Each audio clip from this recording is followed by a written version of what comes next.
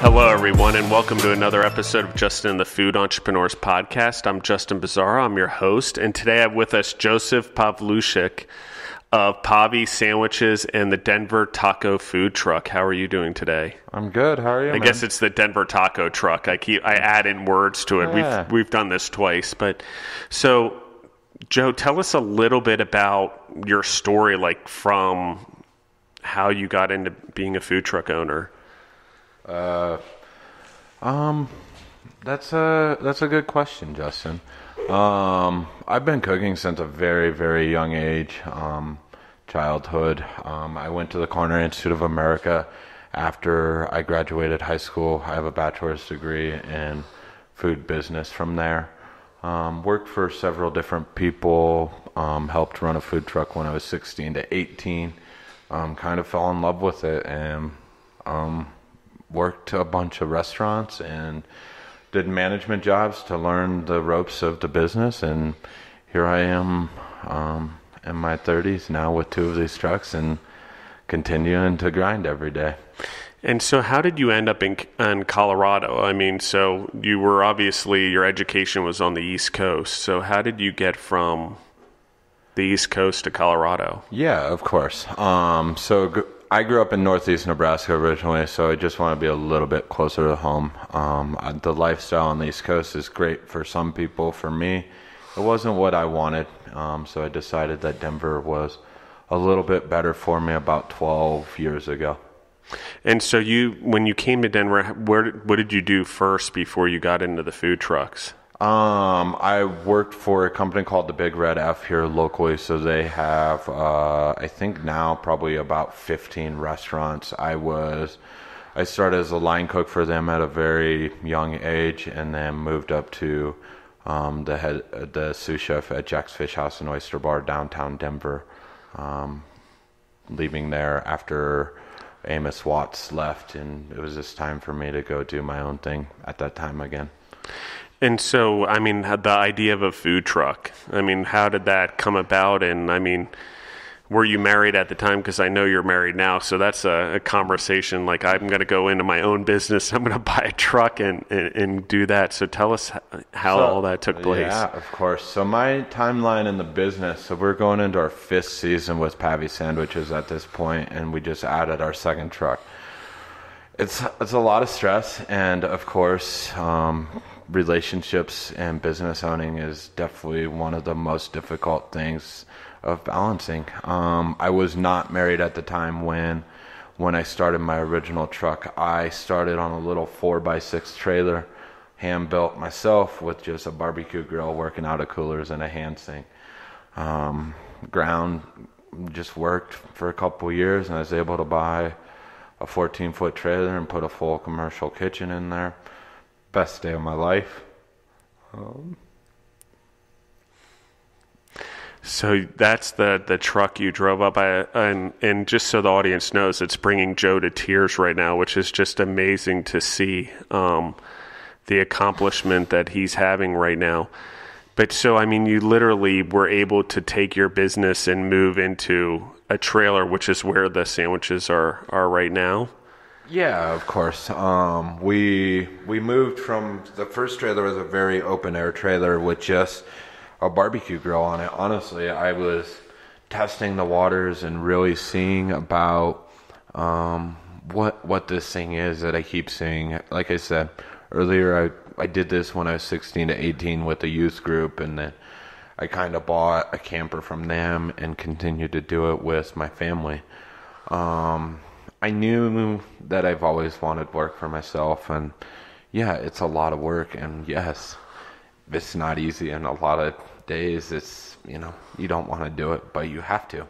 No one else is going to do it for you. So, that being said, I was having enough leads coming in, and I have enough business, so I decided after about 2 years ago at this point, I've been working on trying to get Denver Taco Truck open.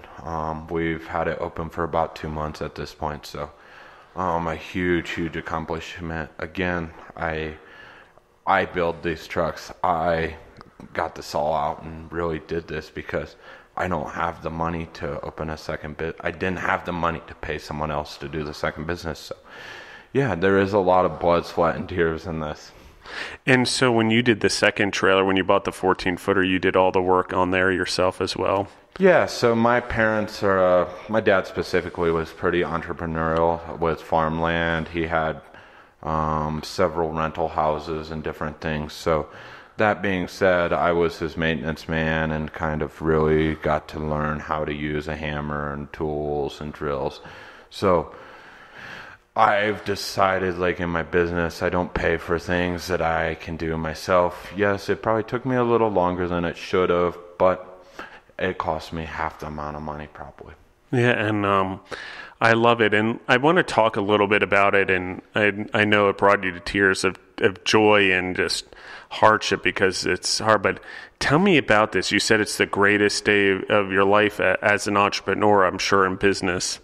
But I mean, what was that for you? Because I can feel the emotion there, and I think it's just so important because so many of us feel it as entrepreneurs. We just don't express it openly as you are now. Yeah, it just felt good, like really, really good. The trailer I was using before was a 4x6. It wasn't marketed right. It wasn't built for what I was doing. I made it work. I made it work because I wanted to do this. I mean, don't let anyone else tell you can't do it because you can. There's ways of doing it. Like, I mean, in the food truck game, you can start as a tent. I mean, I was using a home barbecue grill that you got each and every one of you have in your backyard to produce sandwiches. You know, there's days we would do 100 plus on that little trailer and with two of us. And yeah, it's kind of crazy to think about what you can do in those spaces if you just put your mind to something and really follow through with what you say you're going to do. And so let's talk about the sandwich truck first, or trailer. Yeah. What type of food are you offering off of there, and what's your menu look like? So Pavi sandwiches, we do hot gourmet sandwiches and tater tots on our daily menu. We do we do a lot of wedding catering, a lot of office buildings, and like neighborhood events with that truck. It's going into its 5th season at this point. I have 4 sandwiches on there. So we do a steak sandwich, we have a fried chicken sandwich, a barbecue shrimp po' boy, and a veggie banh mi. Tater tots and cheddar bacon tots, those are like our 6 main things that we're doing on this truck. You can find it around town I have our Google Calendar on our website, pavistruck.com is the easiest way to find us. I try to stay up on social media, but owning 2 of these, sometimes I slack a little bit, you know? There's only so much time in the day, man. And it's so true, actually, because you want to get the message out there, but you also have to make the dollars come in and maintain the business. And so there's this constant struggle as an entrepreneur between marketing and actually operating the business, and it's so tough. I'm lucky that my wife does e-commerce marketing for a living and has a bachelor's degree in this stuff. So she helps me a little bit, but being a director of marketing for another company, it's still definitely a hustle for sure. And the Denver taco truck, what do you offer on there, and what's the menu look like? So on Denver Taco Truck, we're doing street tacos and French fries. So we have 5 different tacos on there for our daily menu, and then French fries, and then we're doing like queso fries, so like loaded up fries. Really good. We were at Sabroso yesterday. We crushed. We did like 700 covers in 6 hours or something. It was our first big test, and the staff did great. And so this is awesome because you're running 1 trailer, 1 truck. Mm-hmm. And so how are you, okay, now you're running 2 basically businesses and 2 different concepts. You didn't take the sandwich concept and be like, I want 2 trucks to make money. You're like, I'm going to do another concept passionate about. So I'll ask the second part of the question after you answer the first part, but the first part is why go from sandwiches into tacos and not just do another sandwich truck or trailer? Well, life happens is the short answer on this one. I originally was thinking 2 sandwich trucks, and 2 sandwich trucks would have been awesome. The sandwich truck is very, very busy and is a marketing machine at this point. So I get a lot of leads for this, and I could have very easily made this second truck a sandwich truck and take the leads that I was giving away over the last couple years to my friends that own other trucks, and take those leads back and put it as my truck. I also do a lot of larger events where I can put both trucks side by side, eliminating this position, this huge management position that's probably a $50,000 at least management role. Like, as a small guy, yeah, I do well for myself and I make decent money, but I grind every day, all day. I don't have the money at this point to hire someone like that. So doing 2 different concepts allows me to put the trucks side by side a lot of times, especially at events that we're already doing that I've already vetted and like are proven. So that's why we chose to go with 2 different brands. Well, and I think it's a great idea actually, because like you said, you're attracting people and you're giving them options. It's no different than why did KFC merge with Taco Bell. You could get fried chicken to the people who want fried chicken and tacos to the people that want tacos. Yeah, and I mean, tacos are obviously probably my number one question. Hey, can you make street tacos for an appetizer? Hey, do you know a street taco vendor? Or, hey, do you know a taco guy? There's a lot of taco trucks in Denver. Sure, there are. And I had the question of why tacos several times, and it's my biggest question that people have for me. So why not just give them what they're asking for instead of fight it? Just let them give me their money for my tacos. Yeah. You know, like that's the end game. Like, it's not about how busy your truck is or how beautiful it is. It's how much cash flow you guys have coming through your pockets is probably the biggest thing in any entrepreneur thing. Like, if you don't have cash flow, you can't buy a product, which means you can't go sell product. Yeah. And so basically now you've got your convoy of a truck and trailer, and you're moving into these events. So tell me what a normal daily, when you talk about the grind, I mean, what is that for you? I mean, you're an entrepreneur, you're literally blood, sweat, and tears into your business every day. So what does that look like for you on a daily basis? How about we just use yesterday as a great example for Perfect. You? So yesterday we did Sabroso at Fiddler's Green. I was telling Justin earlier that we did 700 covers in about 6 hours yesterday out of 85 square feet.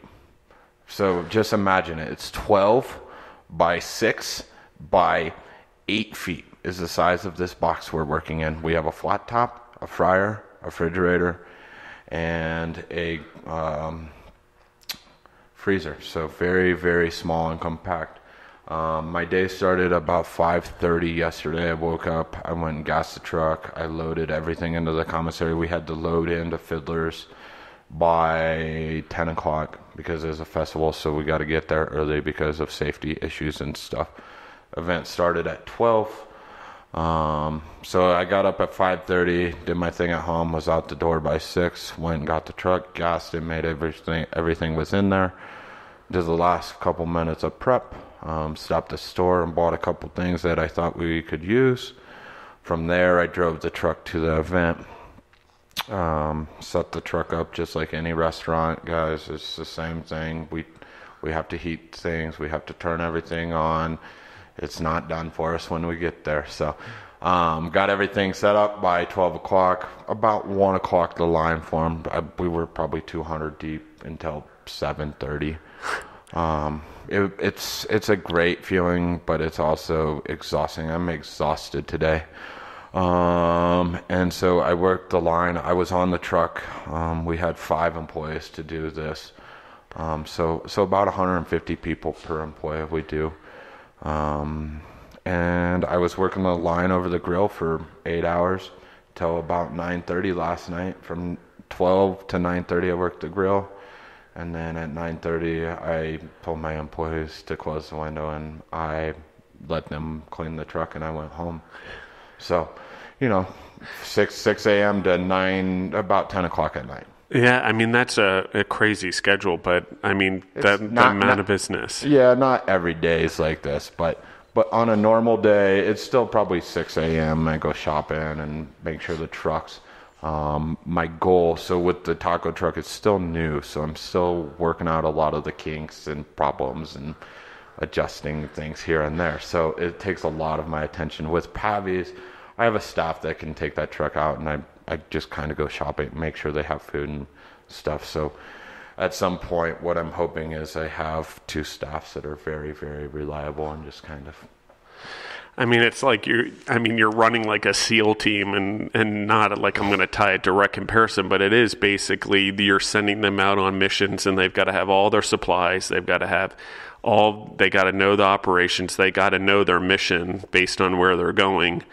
And you sort of just send them out. So, I mean, that's the leap into the second truck then, is you're sort of like, I mean, logistics and the operations and the supplies and all that and managing all that. And I mean, how have you adjusted to that?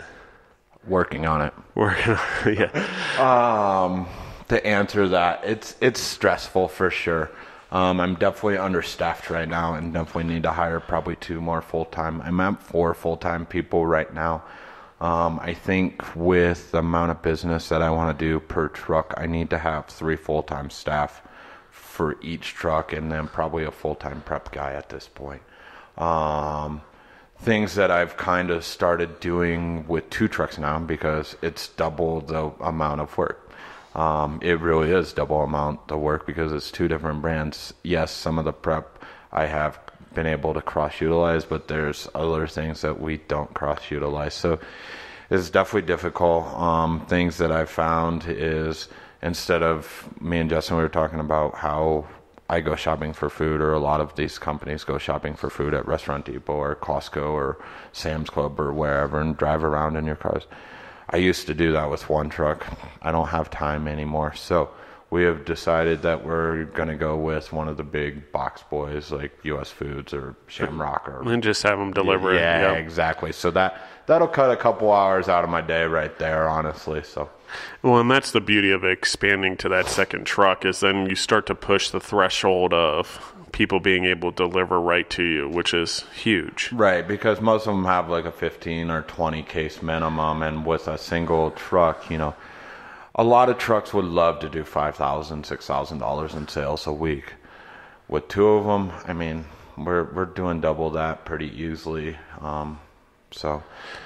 Yeah, I think it's a great, the way you couple them together and, like I said, the variety then and being able to draw people and have different choices, I think is amazing. And I've seen that with like event coordinators and things. Like I'm not saying that I have a strong hold on anything, but when I come to an event coordinator that's looking for 2 trucks, 3 trucks, 4 trucks, they're like, oh, we only have to deal with 1 guy.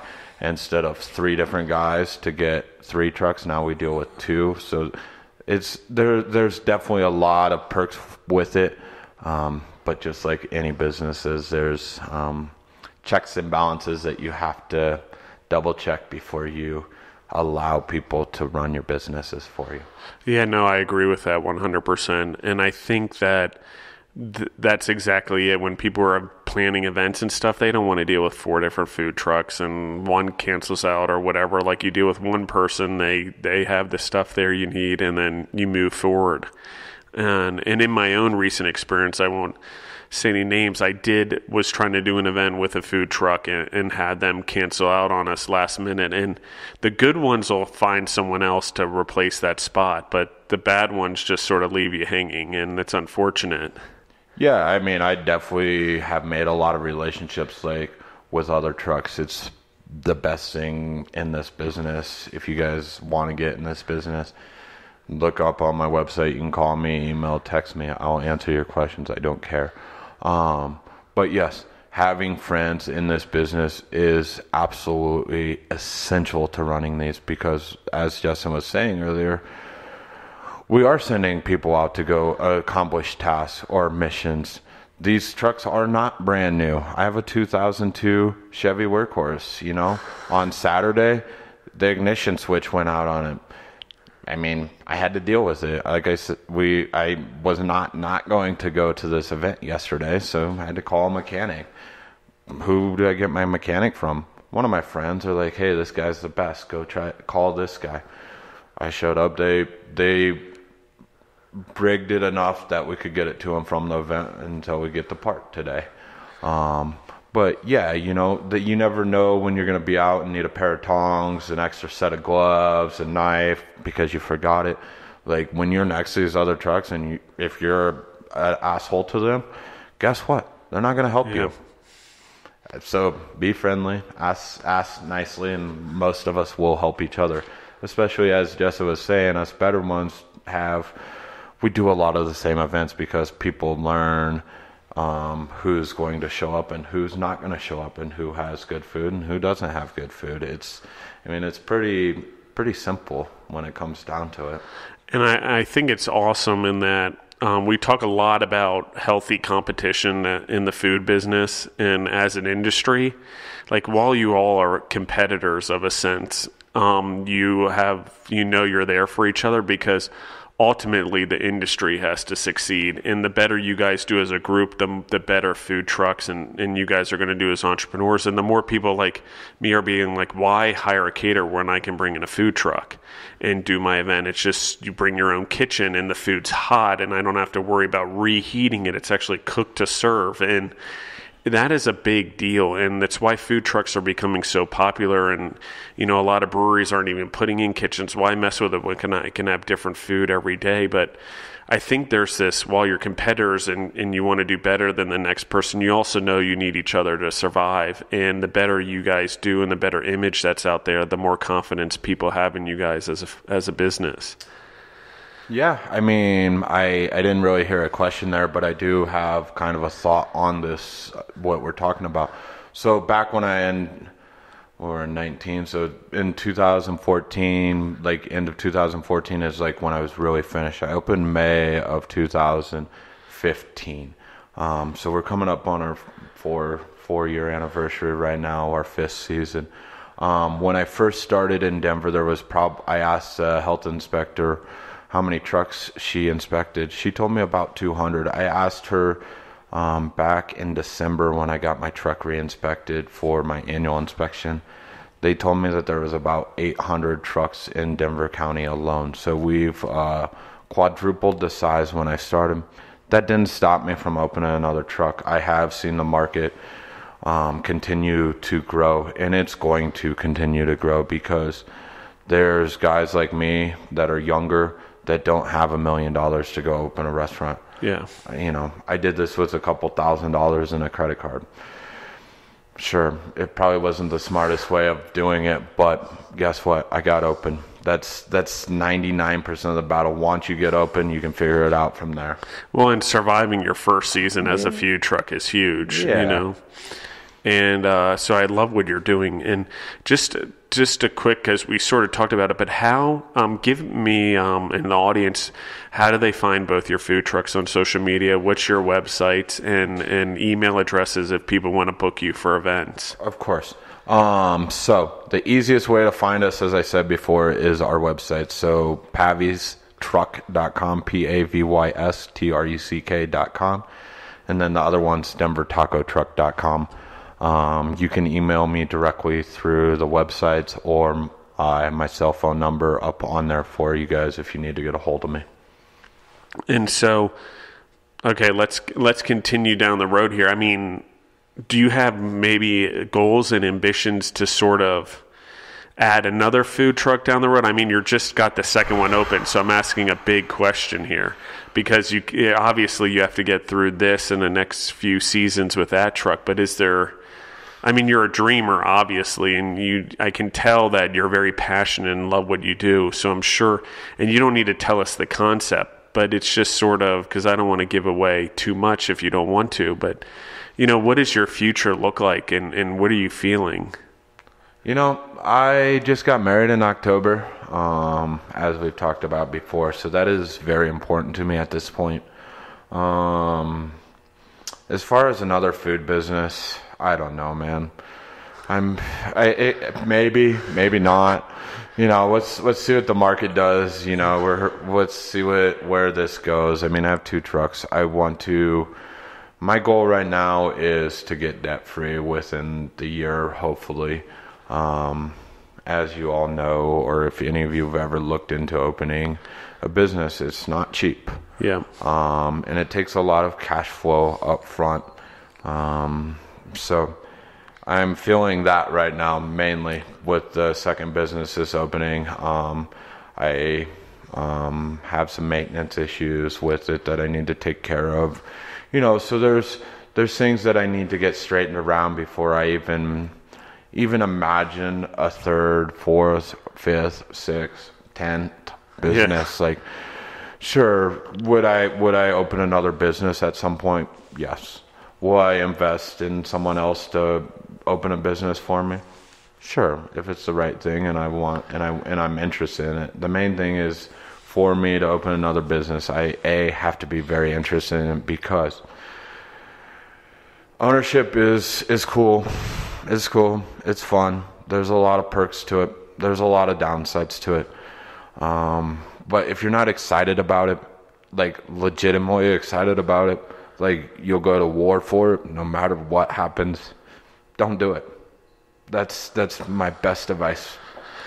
And this is just such a true thing. I agree with you. It's like, if you're not willing to put your heart, soul, and love into the products and into the people and into your business, it's never going to work, and it's going to be not something you're going to succeed at, and it makes your life worse. So let's talk about that a little bit. I mean, what are the things that you truly love the most about your day-to-day activity with the food truck and as a business person? Because I can feel your joy in happiness and the things that you love being an owner in the business, and I can tell you've accomplished so much that you're proud of yourself for. So yeah, it's difficult.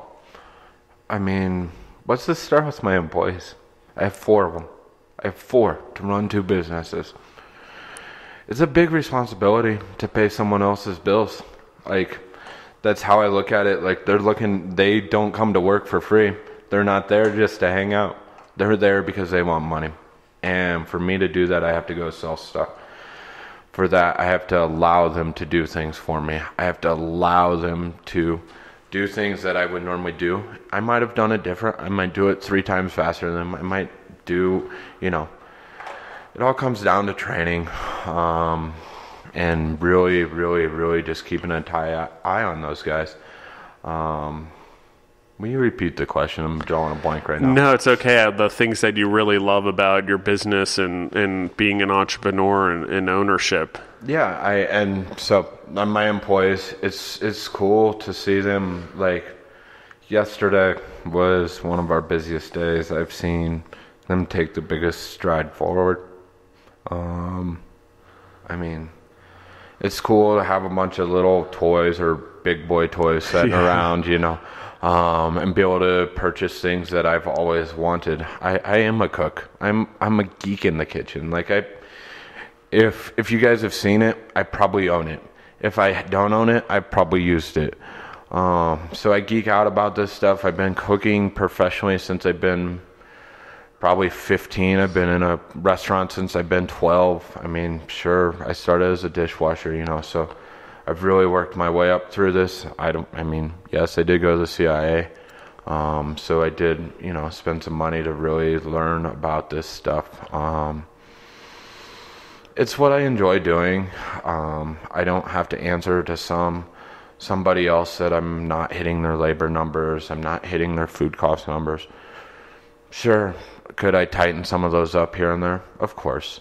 Could I do that? But it comes down to that at the end of the day. But really just seeing people leave happy, the money come through my pocket. I mean, it's not all about money, but it's nice when we do have money in the bank.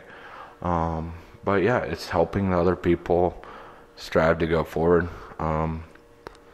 And I want to say thank you for being so vulnerable and authentic. And, I can see how much pride you take and care for your employees and the people around you and the tiers. So, I mean, as you're thinking about this and what's going through your mind as we talk about this, and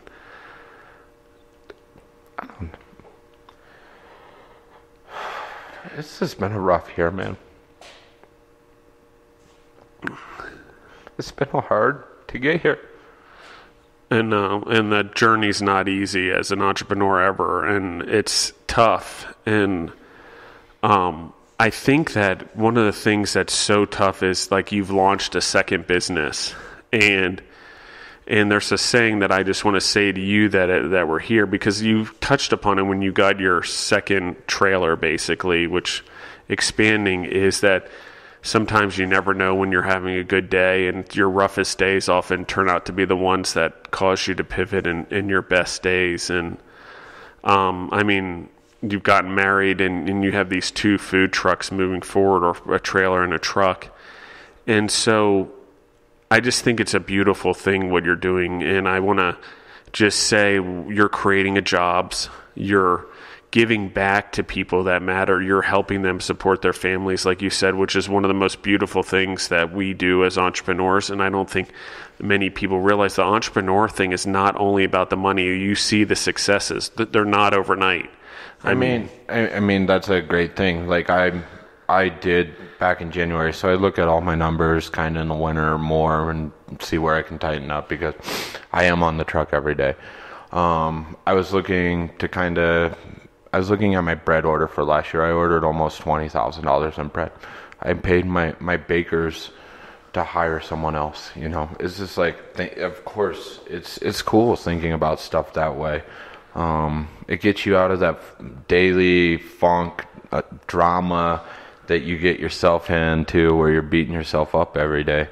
It's easy to do, you know. And one of the things I want to just touch upon is I think as entrepreneurs, we're naturally emotional, more emotional than the person that goes to the 9-to-5 job because we put our life, sweat, and tears into things and our hard work.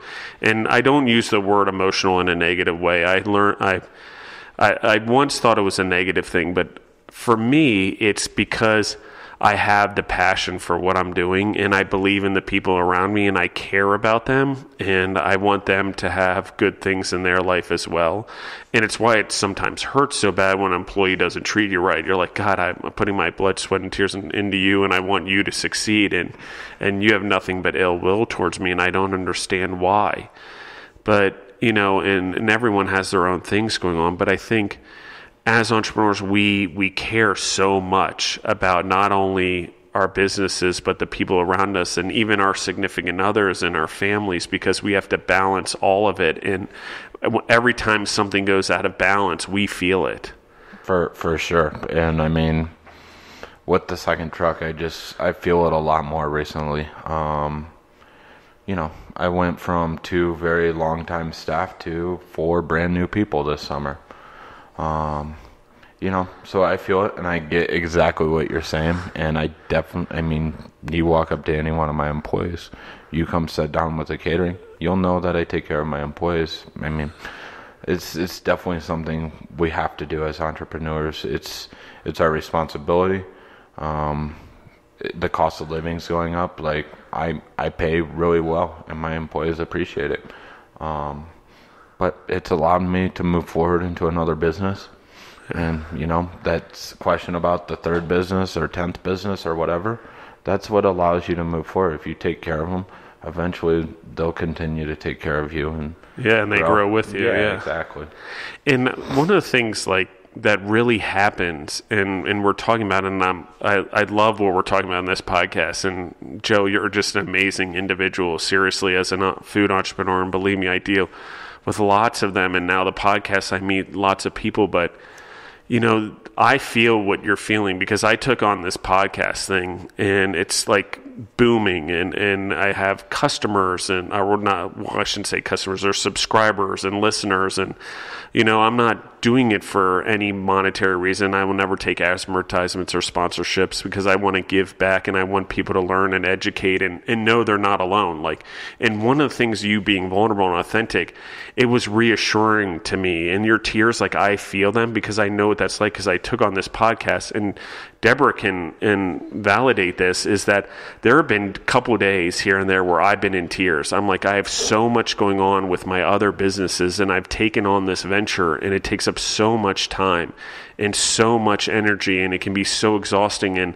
And my tears are really because it takes me away from my family sometimes and the people I want to spend time with. And I feel this torn feeling constantly of what is the right thing to do, and how to manage it. Because on one end, I don't want to let anyone down. On another end, I've got to keep making money and running the businesses we have and make sure the employees have a job. And I've also got to make sure, my stepdaughters and Deborah know that they're loved and they're cared about and they're a priority to me, and still be a male role model to them. And so, there are times where I'm overwhelmed in a day and I'm in tears and I'm like, how the heck am I going to do this? Because I care about all of it so much. I just don't have the time or, to deal with it all.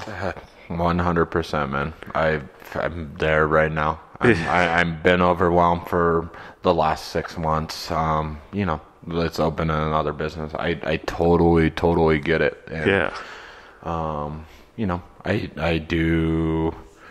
I find the easiest thing for me is to be truthful with everything I do with everyone. They have a question, I tell them honestly what I can do and what I can't do. And, it sucks saying no sometimes, but there are plenty of times I have to say no in a day. Yeah, and I think that's one of the things we learn just being, as you grow up, and I think everyone has to learn to say no, but I think as entrepreneurs, it's so much more important because we want to say yes to everything because we want to succeed. You want the cash flow. Yeah, you want the cash flow. You want to succeed, but if you don't say no, you give up some of the things that really matter and the memories that are created around them. And so it's tough, right? It's tough. One of those things where, I don't think I'll ever perfect the skill because I'll every once in a while I always feel like I tip in one direction more than the other. And it's tough, and it's not just a seesaw. It's like a seesaw with 20 different seats that, you can sit on. And it's one of those things. And they want you on all 20 of them at the same time. Yeah, I know. And then when they say you wear multiple hats, what they don't realize is you can't wear them all at once. It's impossible. So let's talk about a little bit about, you talked about like office parks and stuff like that. Where's the majority of your time spent? Are you up in northern Denver? And So with Pavi, so it is a trailer. So I did about 85 weddings with that last year. That's a full-time business by itself, just wedding catering. That's not my food truck stuff or events or whatever. So we do a bunch of weddings with that truck. Denver Taco Truck will also be going into the wedding scene. It's been marketed towards that for sure. During the week, we do office buildings. So when I say office buildings, we do like buildings in DTC area, around IKEA, around Fiddlers. There's a couple up in Broomfield that I have on our schedule.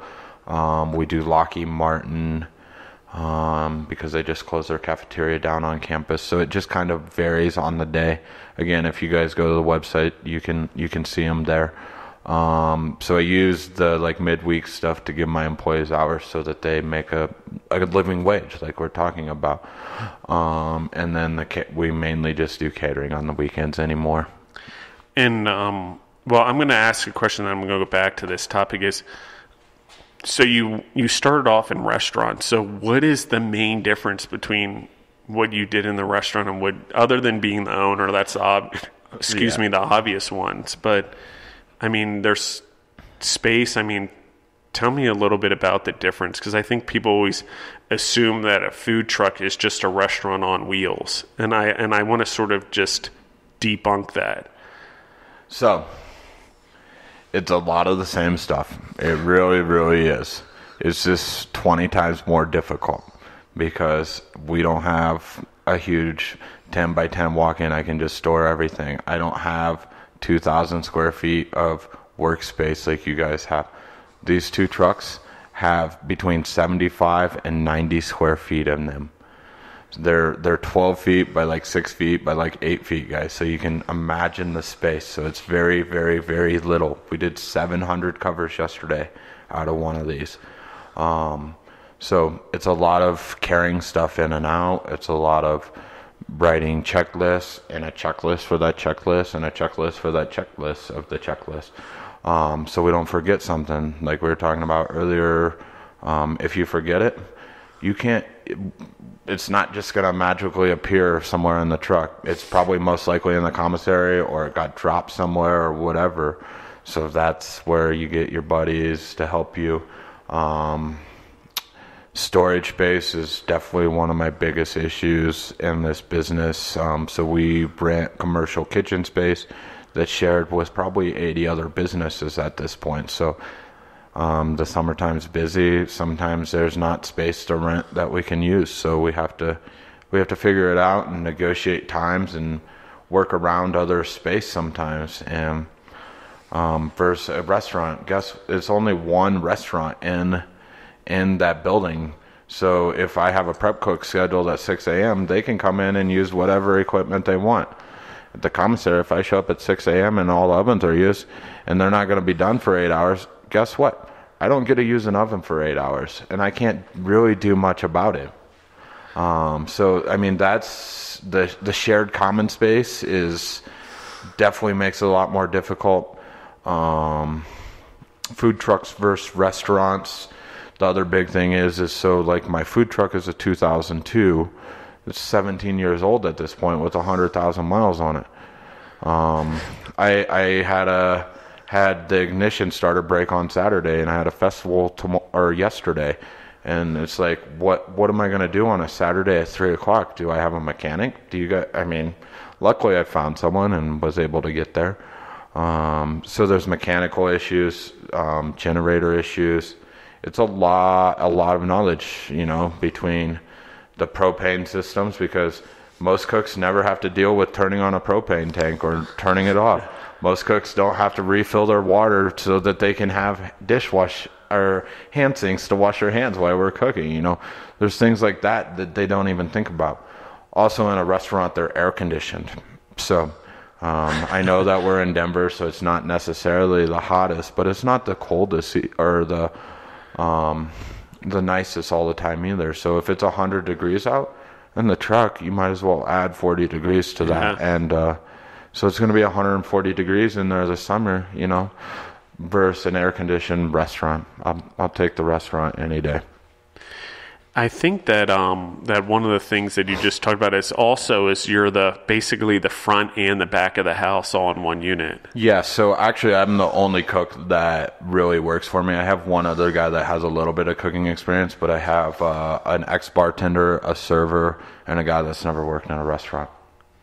And but you can't possibly cook on both trucks, so how do you do it? Training. True. Showing them how to do it, simplifying things, really, really having systems with this, coming from a restaurant background and having 20 plus years in food industry service at this time. There's things that I would like to do that I'm limited on because my staffing issue is, it's a real problem. Even though I pay well, it's still a problem. Yeah, and just in Denver, it's growing so fast. Everyone seems to be going for construction jobs. So even in the food business, I'm like... And then, the younger kids that would have probably taken this job are now thinking that Uber's the way to go. Yeah. Or they're going and cutting weed for the marijuana growers because they're paying better. And yeah. I get it. We're competing in an unskilled labor market, really. Yeah. So it is what it is, and we'll find them. No, and that is an interesting thing. Both the construction, the marijuana, have really caused an interesting thing for labor here, and it's only going to get worse in the United States as more and more states legalize it. And construction continues to boom. But it's an interesting uphill battle.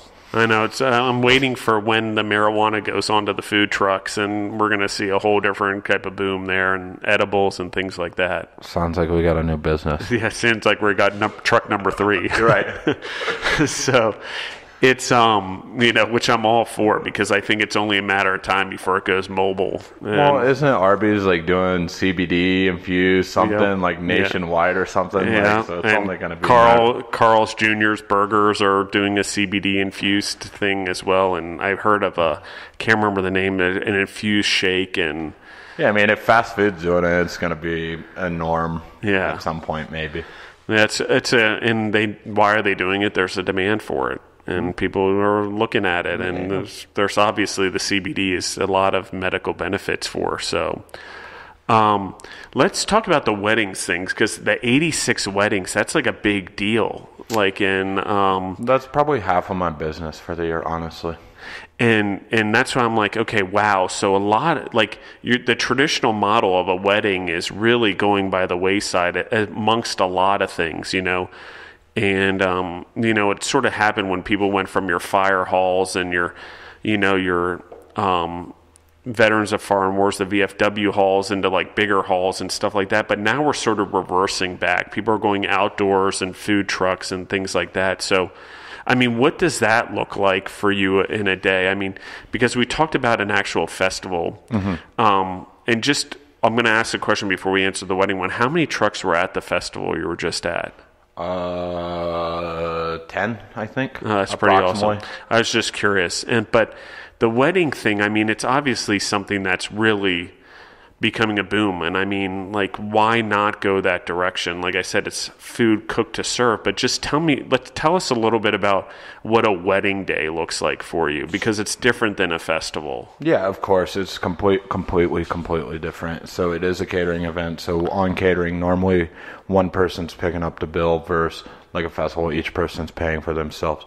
So it speeds things up a little bit. Weddings for us are a huge deal. As I said, it is probably about half of our business at this point. I used to run a wedding venue right off the Hudson River in upstate New York a little bit. So I got a lot of experience kind of into the wedding scene there, and got to see what it was and their pricing sheets and stuff. So it's kind of made sense to me. Everything that I'm looking for when I'm looking for events with a food truck is 100 people plus. I want a captive audience for 4 hours.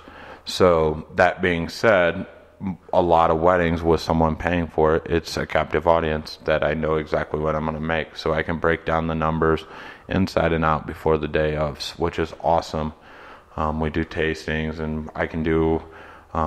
I have a full chef background, so I can do buffets, plated dinners. Honestly, though, most people just want my food from the trucks. They want the experience. Because it's what I do on a daily basis, so I really, really push it when I'm selling it. Like, it's what I want to sell them. So on a wedding, like the day of the wedding, so at this point, we had already had a wedding tasting. We know what the menu is going to be 6 months to a year. I mean, I'm already booking September of 2020 at this point, so it could be up to even 2 years out, depending on the person and who it is. So the menu set, we have the number. I've been paid for the whole event for the day of. So most Colorado weddings, because I'm in the state of Colorado, they want a between 3:30 and 4:30 wedding, depending on where they're at and what they're doing. So if it's in the metro area, I don't have to start work until mid-afternoon, because all the prep's done and ahead. But with Pavi Sandwiches, it is a trailer, as we have said. So we do mountain weddings. So I've went as far as Marble, Colorado, which is west of Aspen, this last year.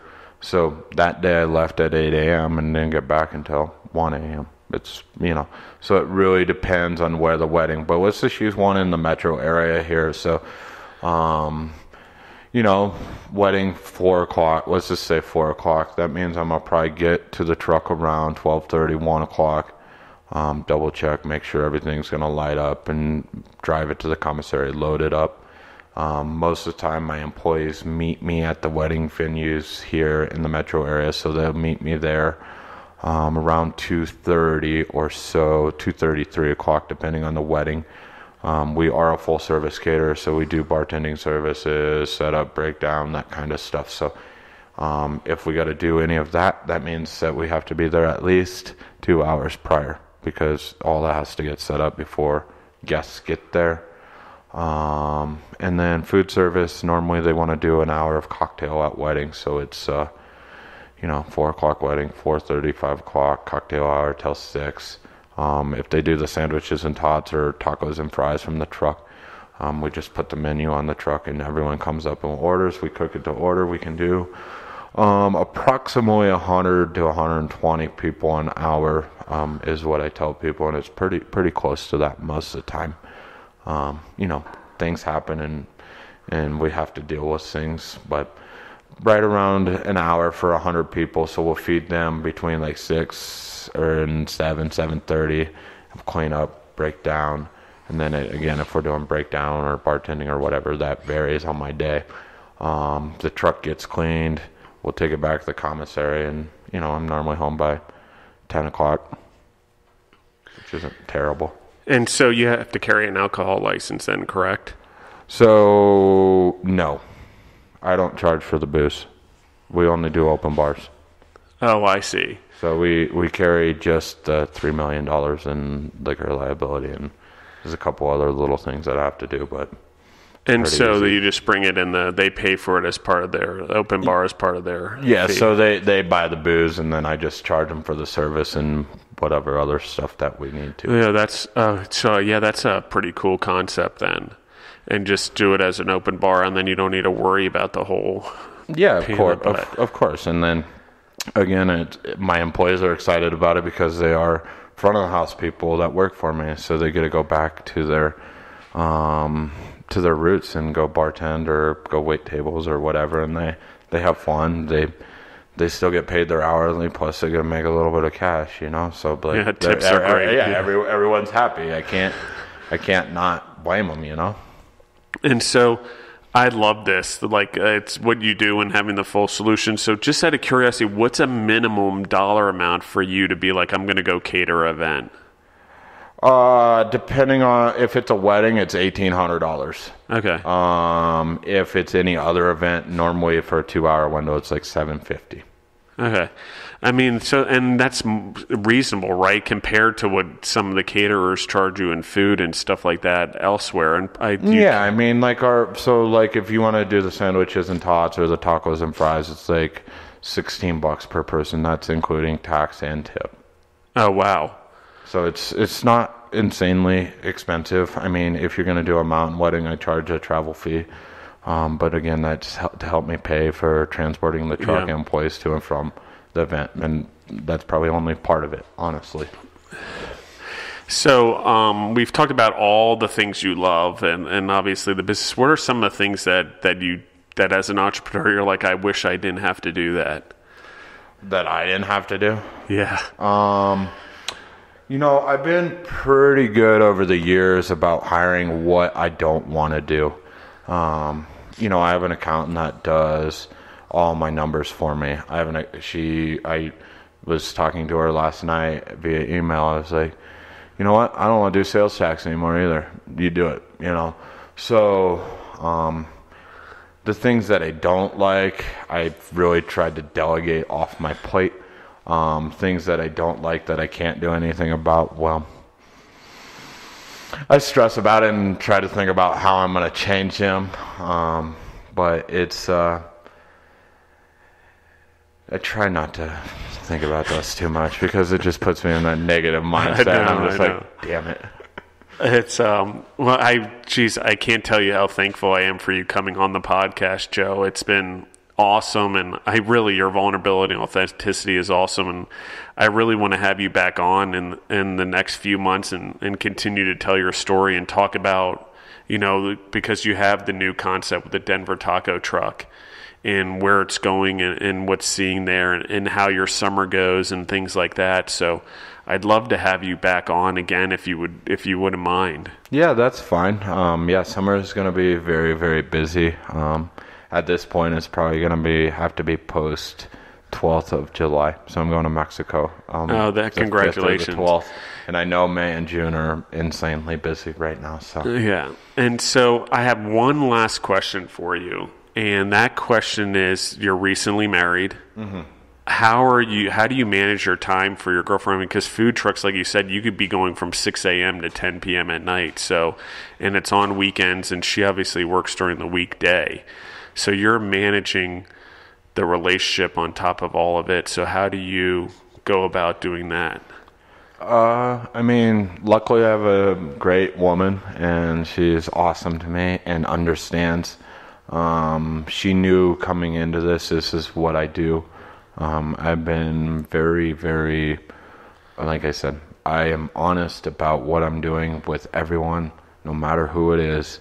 If I tell them that I'm going to do it or this is what's going on, they understand. That being said, in a relationship, of course, it's difficult. Getting that work-life balance with a non-restaurant person is almost crazy to think about. We've been together for quite a few years at this point, so and have lived together for like 4 years. So it's been kind of a relatively easy transfer. With the trucks, I do schedule days off. We could run 24/7. I don't have the staff to do it. I don't want to do that. It comes down to saying no. It really, really does. It sucks saying no, but you have to. There's limitations that I've set that I'm trying to uphold, where most nights I try to be home by 8 o'clock. I don't work Sundays most of the time unless it's a catering. With employees, it gives me a little bit of flexibility to kind of say that I'm not going to work Sundays. But if it's a wedding, obviously I'm going to go do it. And my wife understands, hey, this is how he pays his bills. Like the month of January, I think we worked 8 days. So, yes, there's a 9-month crazy period where it's completely insane and I have no idea what's going on at all. But I have 3 months that I'm sitting around twiddling my thumbs, playing Xbox One, doing whatever. Yeah. We do, with me and the wife, she has a decent paying job and I do okay for myself. So we have, every year that we've been together, we've scheduled, we've been to Mexico a couple times. We went to Tahiti for our honeymoon. So we try to schedule one trip outside of the United States. My cell phone doesn't work. So it's great. And B, we get some time together. And then about once a quarter, we try to do like a staycation here in the state of Colorado or somewhere in the United States. We might go to New Orleans or Seattle or wherever. Yeah, exactly. And I love that. I think traveling's getting away from home a couple of times a year or 4 times a year is just so important.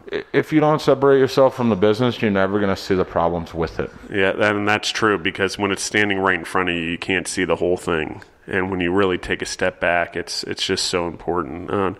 It's also important to get away with your family and not have that distraction and just be able to let it go for a second, And like I said, that's why I love Mexico, because it's cheap and my cell phone doesn't work. So, well, Joe, thank you again for being on the podcast. If you guys like what we're doing here on the podcast, I can't even talk.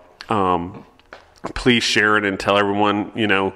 If you need a wedding catered, reach out to Joe. He's got 2 different food truck concepts that I'm sure would be great, as well as having both there. I can imagine that giving people a variety would be a lot of fun. Yeah, we got a couple weddings like this already. Yeah, it's amazing. And so I think it's a great idea. And having the one-stop shop where you guys can also do an open bar is fantastic. So please share the episode, everyone. And if you want to be on the show, you can reach out to me. It's justin@thefoodentrepreneurs.com. You can email me anytime.